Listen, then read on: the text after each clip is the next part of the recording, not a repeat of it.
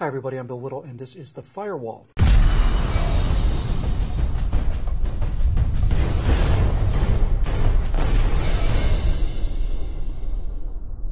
Before we get into the bigger picture, of which the ongoing rioting in Ferguson, Missouri is merely a symptom, let's just be crystal clear about something.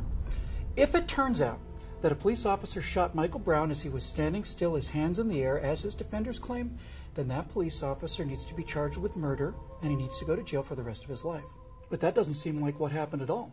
This story is still unfolding and new details are being revealed every day. I'm not going to speculate on how Michael Brown's life actually came to an end, but I am going to talk about what happened before and after. Michael Brown has been repeatedly referred to in the media as a gentle giant. Now, here's surveillance video of the gentle giant taken a short time before the shooting, stealing a handful of cigars and then gently strong-arming the store owner out of his way. So why is it that the Attorney General, appointed by the President of the United States of America, put intense political pressure on the Ferguson Police Department to suppress this standard, ordinary surveillance video, a video which, by the way, caused the destruction of this man's store and left him fearing for his life? Well, we'll get to that in a moment. Defenders of Michael Brown say that this is an attempt to criminalize him and therefore deflect attention from the police shooting. Really?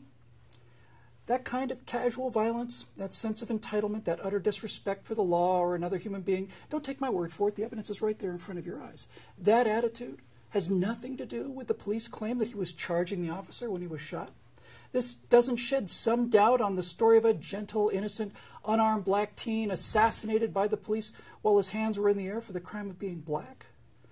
Look, let's cut to the chase here. Spokesmen for the protesters rioting in Ferguson and St. Louis, and in fact a large percentage of the general population, claim that there's an epidemic of white-on-black crime, of white cops shooting unarmed black teens.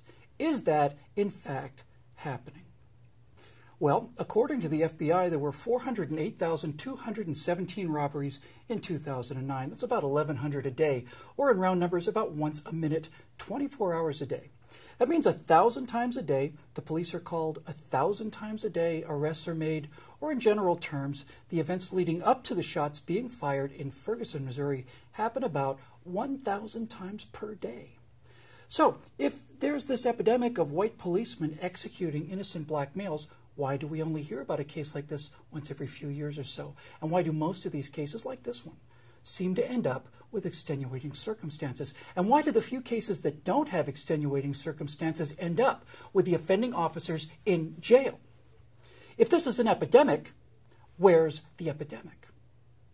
30,000 commercial flights land safely each day in America, and they don't make the news either. So, is there an epidemic of racial violence loose in America today?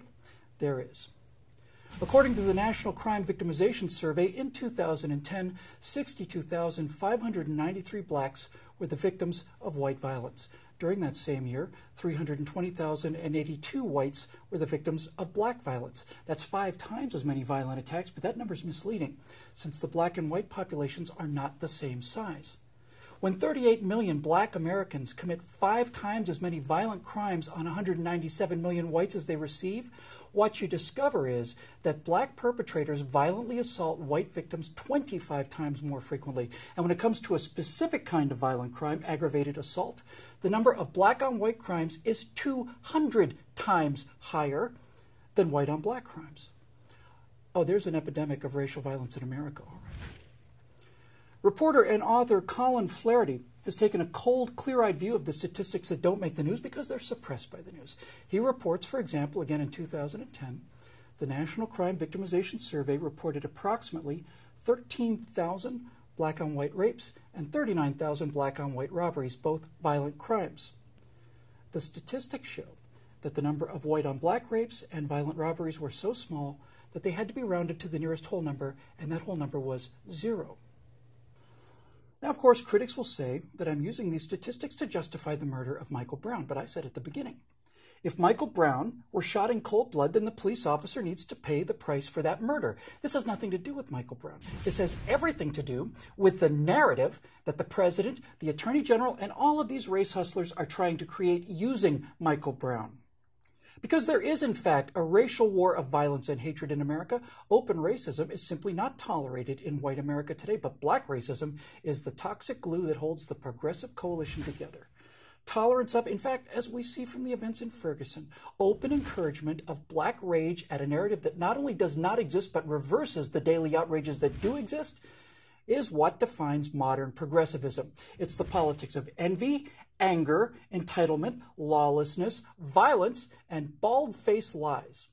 And of all of the promises broken by this man, surely none is more heartbreaking than the one promise that got him elected in the first place, the promise of a post-racial future. He and his progressive cohorts can never surrender the weapon that's gotten them everything, not the least of which is personal political power and trillions of dollars of redistributed wealth.